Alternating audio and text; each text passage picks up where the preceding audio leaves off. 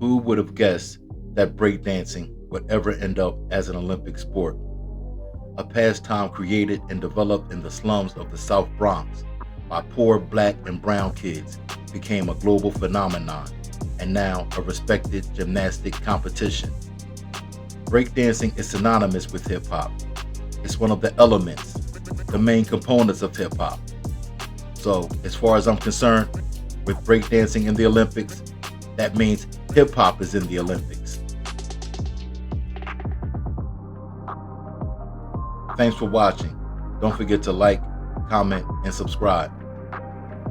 For those of you too young and for whom hip hop and breakdancing, or b-boying, as purists like to refer to it, has been around for all your life, you may not understand the impact of this moment.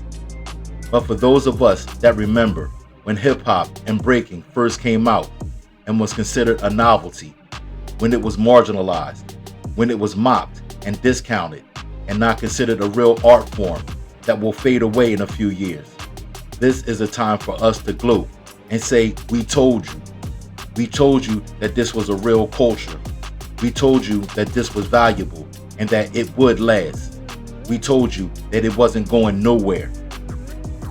For those of us that remember the No Rap Work Week on the radio and adults ridiculing the culture and making us move our cardboard or linoleum to other corners because they didn't or couldn't understand or appreciate the impromptu hyper-gymnastic exhibitions of the self-trained street acrobats, this is sweet irony. Breakdancing is in the Olympics alongside other events, which is another sign of how the world recognizes hip-hop culture as a legitimate and significant culture. Graffiti artists had their pieces hanging in some of the most prestigious art galleries in the world now. Nas did a concert with the Met Orchestra, and now breaking is in the Olympics. The Olympics debuting breakdancing in Paris has its significance too. Paris is the second largest hip-hop market in the world outside of America. Back in 1982, the legendary Rocksteady crew visited a town called Saint-Denis, which is a suburb of Paris, and ever since has become like a center of hip-hop culture in Paris. It's like the South Bronx of France. In 2018, breaking was first introduced as an event during the Youth Olympics in Buenos Aires to attract younger viewers. It was so successful that organizers of the 2024 Paris Olympics were eager to include it. I can understand how some skeptics can be leery of breaking getting this Olympic worldwide mainstream exposure. My main concern is with the history. As long as we are able to maintain and preserve the history, including key figures and events, locations, and times, I love it. As long as mainstream doesn't try to claim that it was invented in the suburbs by working class white kids, I love it. Every time the subject of breaking was breached during the broadcast of the Olympics, it was usually followed with a brief statement of when and where the dance originated, paired with images of old school breaking scenes, which I appreciated. I am hopeful that legends like Crazy Legs were consulted to build the criteria for judging and scoring the breakdancing competition, which included creativity, personality, technique, variety, performativity, and musicality. I'm still not sure what musicality means, but okay. Having legends involved that people in the culture respect would assure that the culture is well represented and in turn respected. Unfortunately, there was no evidence or mention of legends like Crazy Legs being involved in any way with the breakdancing at the Olympics in Paris. An Asian dude from Canada named Phil Wizard won the gold medal for the men. Bronze went to an American named Victor Montalvo. On one hand, I feel a certain way that an American didn't win the gold for breakdancing the first year that it was an official Olympic event. But on the other hand, I prepared for the unexpected because breakdancing went global a long time ago, and in some parts of the world, they still go hard on breaking, whereas American culture almost all but turned its back on breakdance culture. Japan's Amy Yusa won gold for the women, but the big story was former ballroom dancer Australia's Rachel Gunn, who scored a 0 in the competition.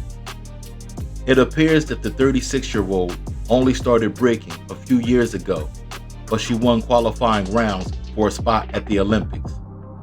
The internet let her have it over her clothes and her whack dance moves, but some applauded her courage.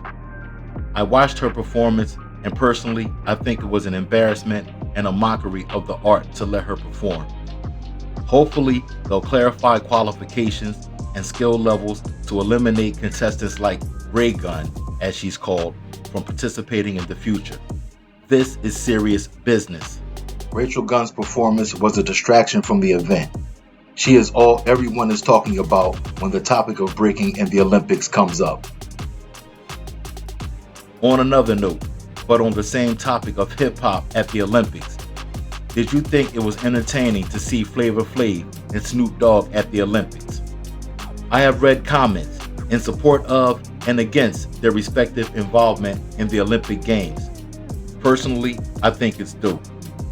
Mainstream media often relates hip-hop with violence and crime, so it's good to have representation of the culture in a positive light. That being said, don't get it twisted. I get why the Olympics wanted a rapper like Snoop at the game.